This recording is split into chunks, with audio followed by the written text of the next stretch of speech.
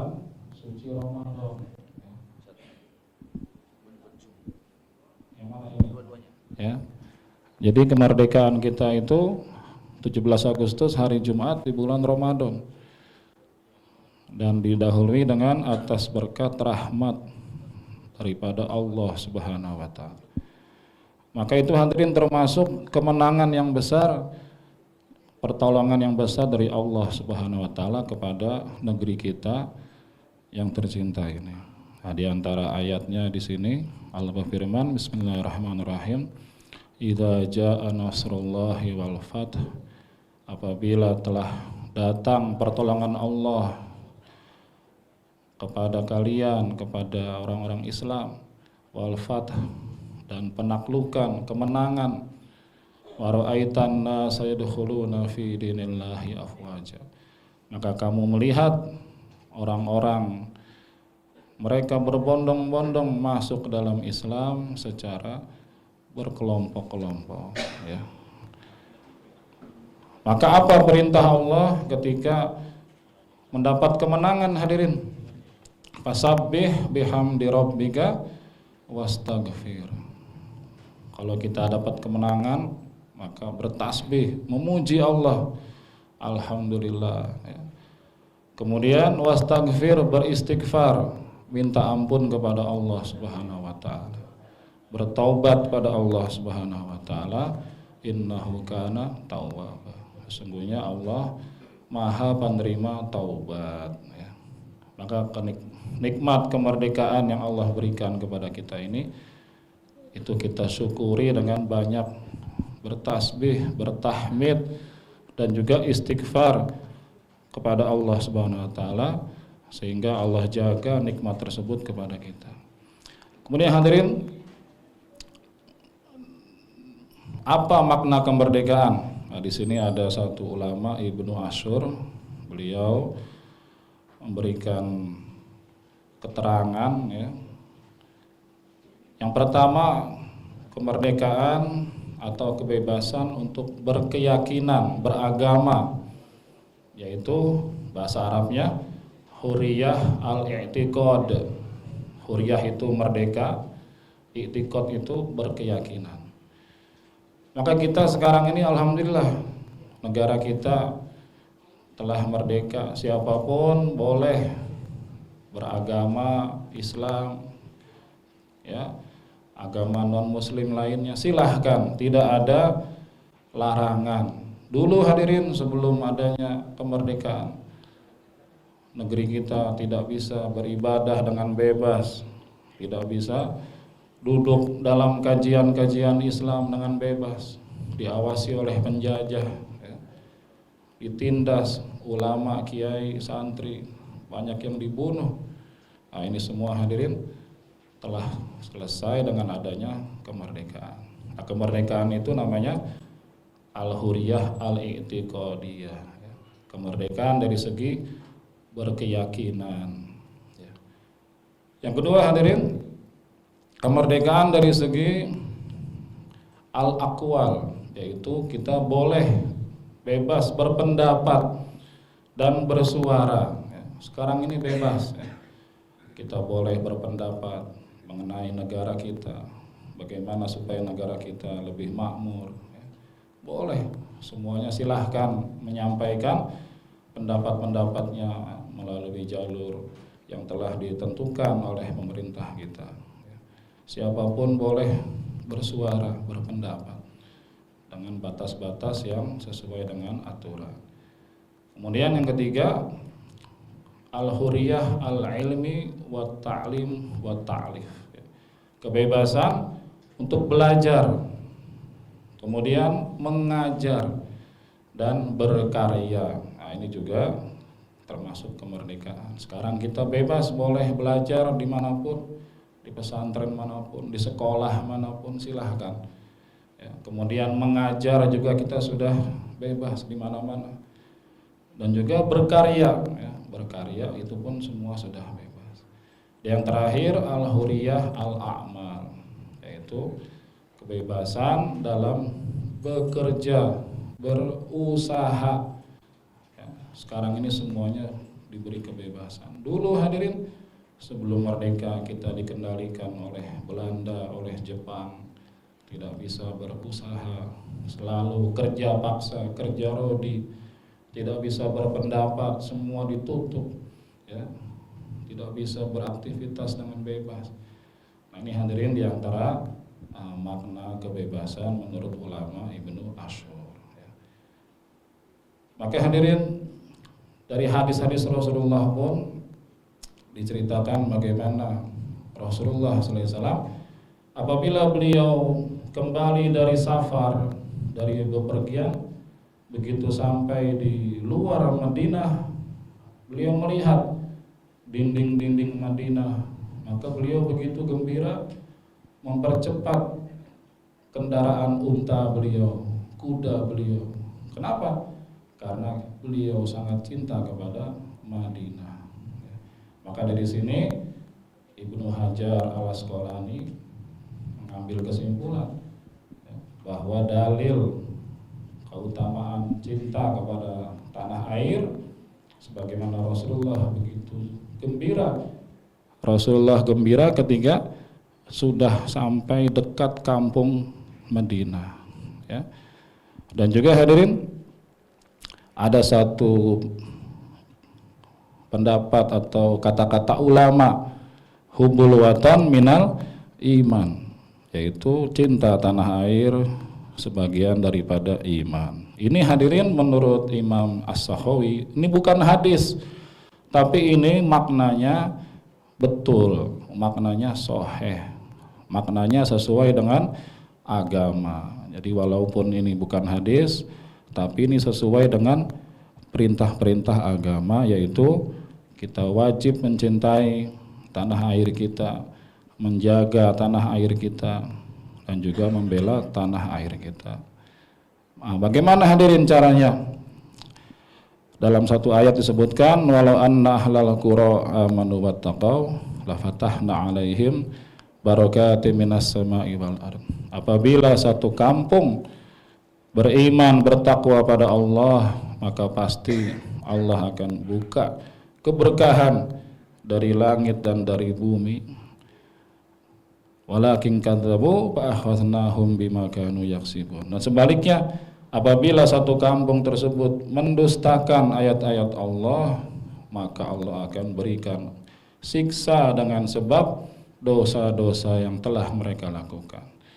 Ini hadirin caranya kita mengisi kemerdekaan dengan cara beriman dan bertakwa, maka pasti Allah akan berikan keberkahan, kebaikan kepada negeri kita dari langit dan bumi.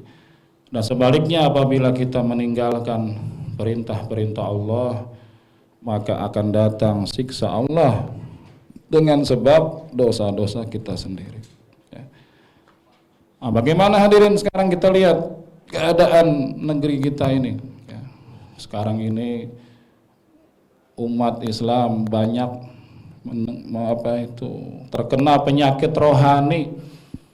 Menurut Imam Ghazali rahmatullah alaih, penyakit ada dua, Pak. Ada penyakit jasmani, ada penyakit rohani. Penyakit jasmani seperti jantung, tipes, paru-paru, itu semua sebabnya apa? Karena tidak dikasih makan jasmani kita, nggak dikasih minum, nggak dikasih gizi, lama-lama jasmani akan sakit. Yang kedua rohani hadirin. Rohani apabila tidak diberi makan dengan agama, dengan zikir, dengan sholat, dengan majelis iman, maka rohani pun akan rusak, sehingga akan timbul perbuatan jahat seperti kezoliman, pencurian, pemberontakan, kemudian pemerkosaan, KDRT, seluruh kerusakan-kerusakan ini sebab rohani yang sakit, rohani yang rusak. Kita lihat hadirin, dulu di zaman Rasulullah SAW, sebelum Nabi diangkat menjadi Rasul, hadirin, sebelum turun kenabian, wahyu, orang-orang Arab ketika itu dalam keadaan sakit rohaninya hadirin. Di mana-mana perang suku, minum khamr, judi, riba, ya, kejahatan, bayi dikubur hidup-hidup, bayi perempuan. Ya. Maka hadirin, Rasulullah datang mengobati rohani orang-orang Arab tersebut. Dengan apa? Dengan agama, dengan Islam. Maka orang-orang yang dulunya mereka dalam kemaksiatan, kekufuran, maka berubah menjadi orang-orang yang baik, jujur, amanah. Contoh hadirin, sebelum Nabi hijrah ke Madinah, orang Madinah terkenal itu curang dalam jual beli, orang Madinah. Maka turunlah surat Al-Mutaffifin. Wailul lil mutaffifin, celaka bagi orang yang curang. Siapa mereka? Yaitu orang yang apabila menimbang takaran jual beli tidak sesuai dengan sebenarnya. Maka hadirin, ketika turun ayat tersebut, maka orang Madinah taubat, berubah. Akhirnya jual belinya, timbangannya, takarannya sesuai dengan yang sebenarnya. Sampai terkenal orang Madinah paling betul dalam menimbang jual beli. Ini contoh hadirin, contoh agama memperbaiki kehidupan manusia. Maka sekarang kita lihat di negeri kita ini begitu banyak orang-orang yang merusak kemerdekaan, ya, merusak perjuangan dengan cara korupsi, dengan cara maling, rampok, begal dan sebagainya. Ini hadirin, ini karena rusaknya rohani. Karena apa? Sakitnya rohani. Maka untuk memperbaiki keadaan yang buruk ini hadirin, solusinya kita perbaiki rohani kita. Apabila rohani kita sudah baik, hati kita baik, maka seluruh perbuatan kita pun baik, sehingga negeri kita pun menjadi baik. Dan sebaliknya, apabila rohani kita sakit, rohani kita rusak, sehingga amal perbuatan pun rusak, timbul kejahatan di mana-mana, akhirnya negeri kita pun rusak. Akhirnya apa? Kemerdekaan yang telah kita dapat menjadi hancur, menjadi hilang keberkahannya, sehingga sekarang ini kita rasakan. Ya, sudah 70 tahun lebih kita merdeka, masih dalam kemiskinan, masih dalam kemunduran, ya, di mana-mana, utang negara dan lain-lain. Ini hadirin akibat dari lemahnya pribadi rohani masing-masing daripada diri kita. Maka hadirin, dengan kajian ini kesimpulannya apa? Kemerdekaan yang telah Allah berikan kepada kita ini adalah nikmat yang sangat besar, yang harus kita syukuri, kita jaga dengan cara kita beriman, beramal dan bertakwa pada Allah Subhanahu wa taala, sehingga seluruh kemerdekaan ini terus akan terjaga sampai akhir hayat kita, akhir hayat negeri kita. Amin ya rabbal alamin. Hadirin, kita lihat, kita tidak pernah nanam pohon kelapa hadirin, tapi kita minum air kelapa. Siapa yang nanam? Bapak, kakek kita. Nah, begitu pula sekarang kita merdeka hadirin. Ini siapa yang berjuang? Kakek, nenek, moyang kita. Mereka belum pernah merasakan kemerdekaan, sudah keburu gugur dalam perjuangan hadirin. Nah, maka kita harus mengenang jasa-jasa mereka dengan banyak berbuat baik, mendoakan arwah-arwah muslim, muslimat yang telah gugur dalam memperjuangkan negara kita. Ya. Ini hadirin, demikian ringkas ya, karena waktu terbatas. Silakan, mungkin ada yang tanya jawab ini. Baik, Bapak sekalian, ada yang ditanyakan, Pak? Oh. Tambah aja, ya.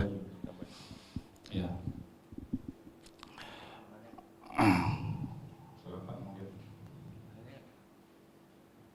Ya.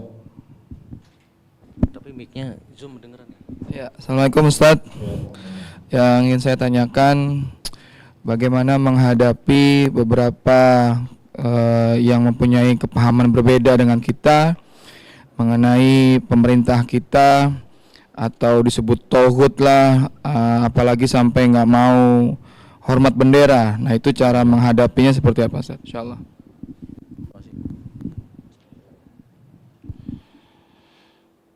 Hadirin yang mulia, jadi bendera itu simbol, ya, simbol yang begitu besar hikmahnya bagi kita. Kalau di negara kita, hadirin, bendera merah putih itu bukan untuk disembah, ya. Tidak ada di negeri kita itu penyembahan ibadah kepada bendera merah putih, itu enggak ada. Ya. Sehingga tidak apa-apa, tidak dilarang kita hormat kepada bendera merah putih. Nah, merah itu apa artinya? Darah, perjuangan, nyawa. Putih itu apa artinya? Suci, ya. Suci daripada segala macam, ya, penjajahan, segala macam kezaliman. Jadi ini hanyalah simbol perjuangan yang penuh dengan pengorbanan oleh orang-orang tua kita, dan perjuangan yang penuh dengan kesucian, ya. Maka hadirin, ini tidak dilarang, ya. Adapun di negeri lain mungkin kalau ada bendera merah putih disembah, itu di negeri lain ya jangan hormat, karena itu adalah dipakai di negeri lain untuk disembah. Tapi di negeri kita merah putih itu bendera tidak digunakan untuk penyembahan, sehingga itu bukan suatu kemusyrikan, ya.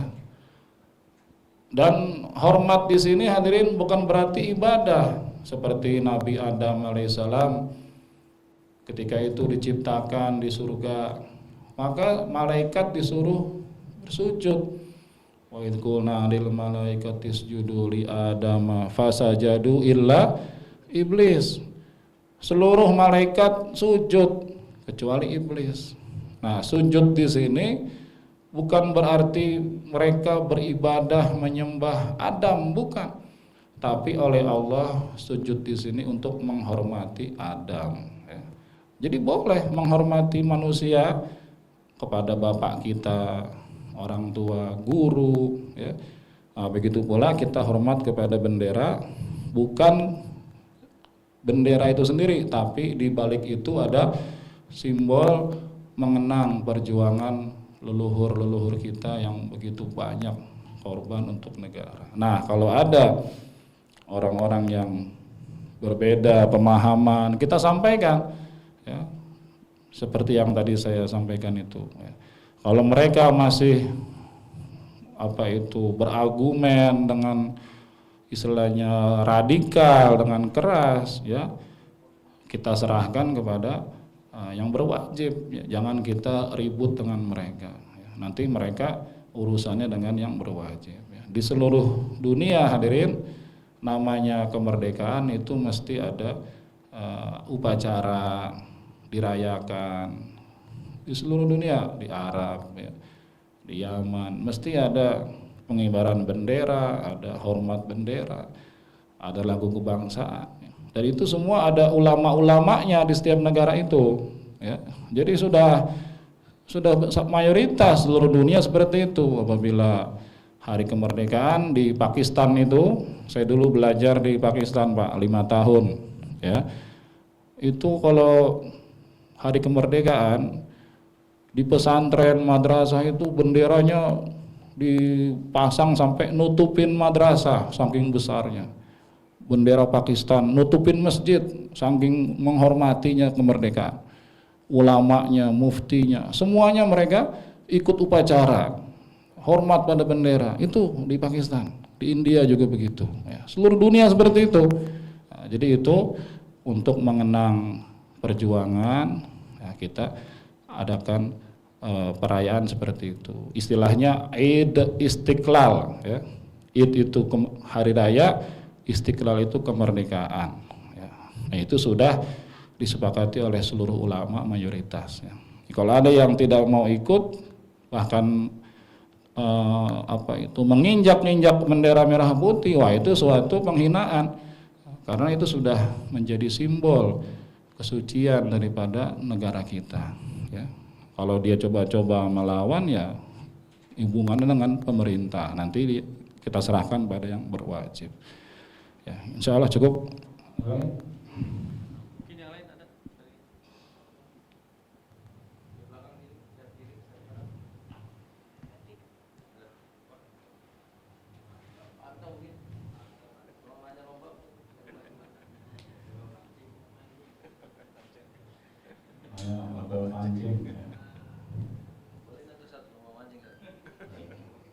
Jadi hadirin, lomba ketika 17 Agustus, yang pertama dilihat lombanya itu ada unsur kemaksiatan apa enggak.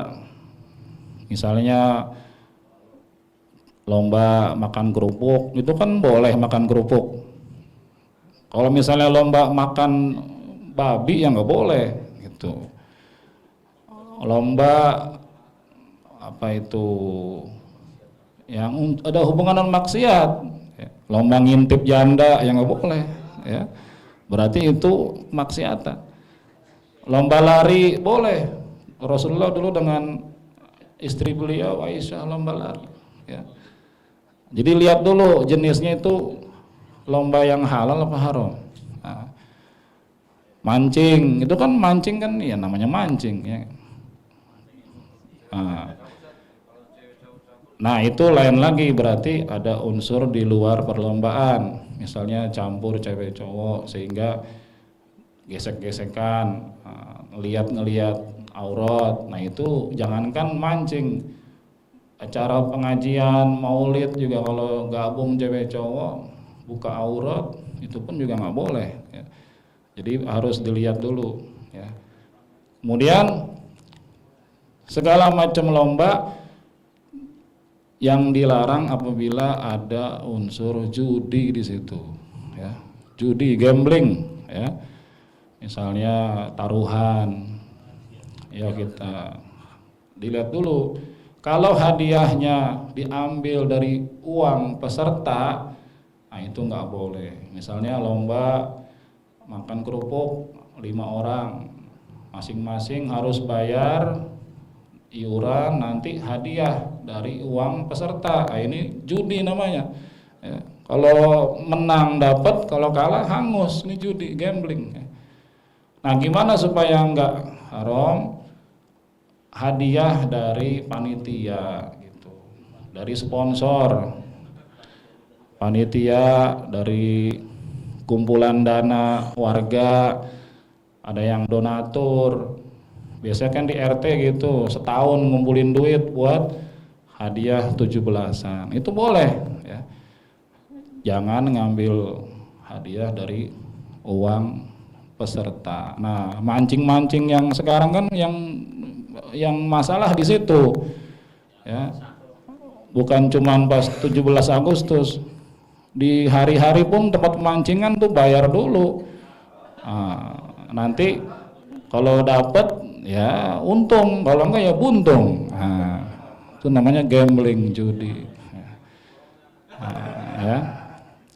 Jadi biasanya kalau begitu nanti jadi lalai mancingnya, udah nggak sholat, ya.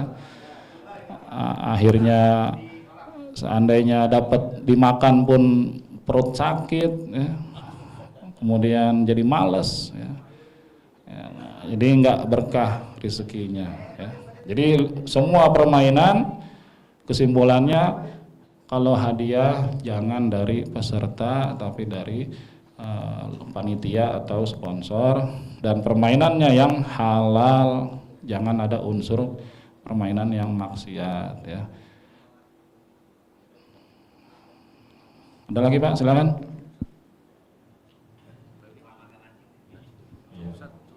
Cukup. Ini walaupun sebentar Pak, tapi kita ikhlas, majelis kita karena Allah, insya Allah Allah terima. Jadi dalam satu hadis, kita akan berkumpul satu kaum untuk berzikir di rumah Allah, kecuali malaikat akan turun berbaris sampai ke langit, dosa-dosa orang tersebut diampuni. Dan di akhir majelis malaikat mengumumkan kumu maghfirun lakum, berdirilah, semua dosa kalian telah diampuni oleh Allah Subhanahu wa taala. Maka semoga majelis kita terima Allah Subhanahu wa taala. Semoga jadi kebaikan dunia akhirat. Amin ya rabbal alamin. Bila salah, bila hidayah, subhanaka rabbika asyhadu an la ilaha illa anta astaghfiruka wa atubu ilaik. Assalamualaikum warahmatullahi wabarakatuh.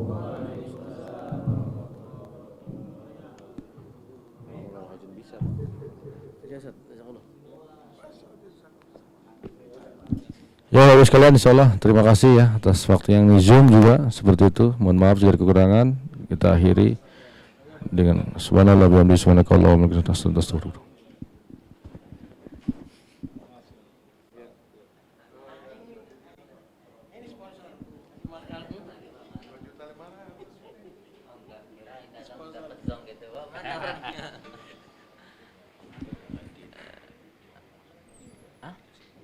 Apa? Enggak pernah. Iya, enggak, cuma ustadznya itu doang. Ya nantilah lain kali.